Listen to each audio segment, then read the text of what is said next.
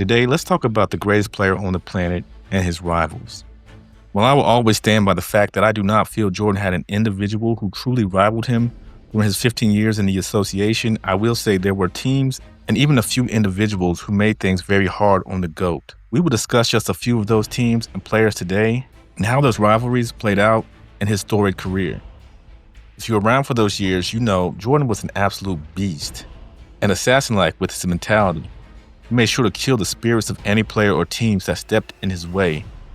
I even think that he reveled in those that really challenged him on the court and made him work even harder in the weight room or the actual court.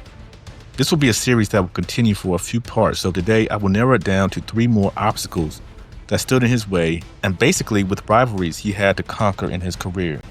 But first, if you enjoy NBA breakdowns and analysis, please subscribe to the channel. We are working for that 2,000 sub mark and can't do it without you guys. Also, check out the GOATcast podcast, streaming live every week with guests and some wild takes. Thank you, and now let's get into this. So for this edition, we're going to journey back to Washington Wizards' Michael Jordan. And if you're around during those times, you know that this version of Mike was the older, not quite in his prime number 23. And while he still had some stellar performances on the court, there's no denying he wasn't quite the same player he was as a Chicago Bull. Either way, it was the climax to the greatest career of all time and still produced some of the finest showdowns in NBA history. And these are just a few that Mike had to lock horns with before he finally called it quits. Number 3, Ray Allen. Some of these names we probably wouldn't put next to Mike's because of when they entered and how their corresponding primes were either during Mike's very last run or when Mike was already in retirement. However, Mike and Ray Allen would actually have a pretty decent sample size when it comes to playing against each other. While Ray tested the waters in his young career against Bulls Mike, and we may revisit those matchups, it was once Jordan returned wearing the Wizards jersey that the GOAT got to really see what a challenge Jesus Shuttlesworth really was. Most of us probably remember Ray as the sharpshooter he became as he got deeper into his prime. But Ray was as much a threat from all over the court, from 3, mid-range, and even slashing when he was younger. As we've all come to accept, Wizards Michael Jordan wasn't quite the highlight maker that Bulls Jordan was. While still very capable at the 2 guard and still a menace on the court, we saw what most of us dreaded, and that was Father Time exposing Mike a little more than we were used to. Either way, in his final season, he dueled it out with Ray Allen in both a Bucks and Sonics jersey. This was Ray's 7th season. The two would duke it out in 2 games that saw Jordan best Ray in both as far as scoring and splitting the 2 games going 1-1. In the Bucks jersey, Mike outscored Ray 24-16, but fell short to the Bucks team.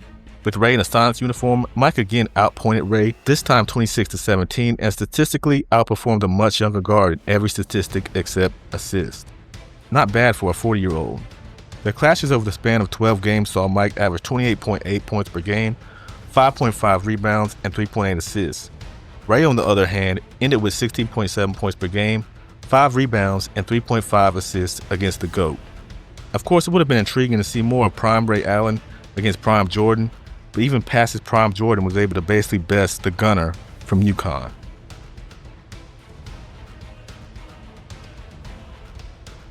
Number 2, Paul Pierce. Another name we often don't associate with Mike's, but they had some showdowns before he parted ways into the sunset, and that is Paul Pierce. Pierce came into the league in the 1998-1999 season, right after Mike had left. That didn't stop them from going toe-to-toe when Jordan returned in Washington.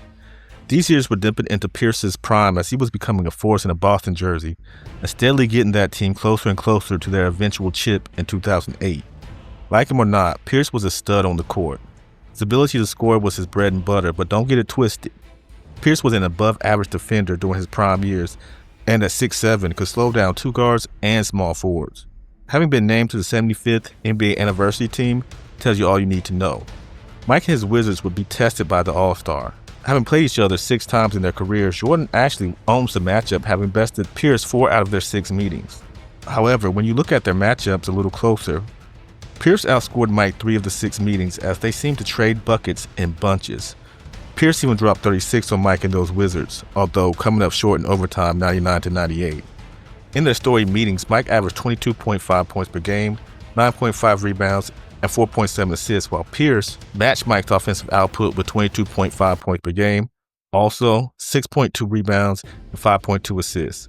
Both being fairly evenly matched stats-wise, this could have been an ongoing rivalry had Mike had a little left in the tank and or Pierce had entered the league a little earlier. Either way, they had some great battles on the hardwood and proved what they were two of the very best.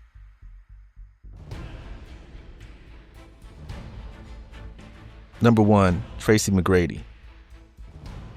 There are a few players that we never seem to have got to witness them fully at their peak, but Tracy McGrady will forever be one of those.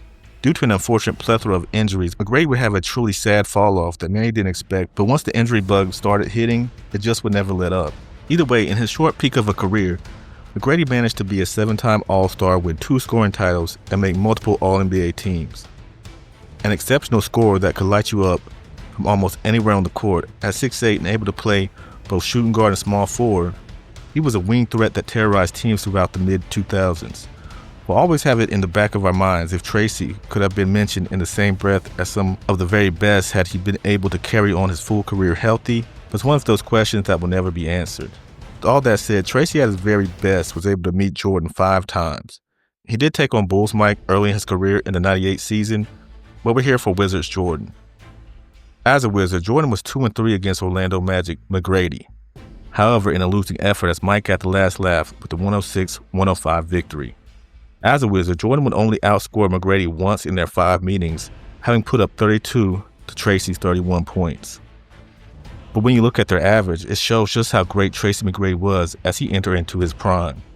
Jordan finished their meetings averaging 20.9 points per game, 5.6 rebounds, and 4.5 assists, while McGrady averaged 24.1 points per game, 6 rebounds, 5.1 assists, and led Jordan every statistic minus steals, where Mike only outpaced him 1.8 to 1.6. It's a shame that we couldn't get those two going back and forth in their primes, as I believe Tracy would have given Jordan everything he could handle, even with Mike having fresher legs. It's one of those who knows scenarios that us NBA fans can trade opinions and thoughts on forever. So there are 3 more rivals in Jordan's historic career. This series will definitely continue, and round 4 will bring in even more challenges from teams and players. So if you want to ascend to GOAT status like number 23, please like and subscribe to the channel. Really appreciate you guys for helping GOATcast Hoops get closer and closer to 1,000 subscribers. Hope you enjoyed and be back soon with more content.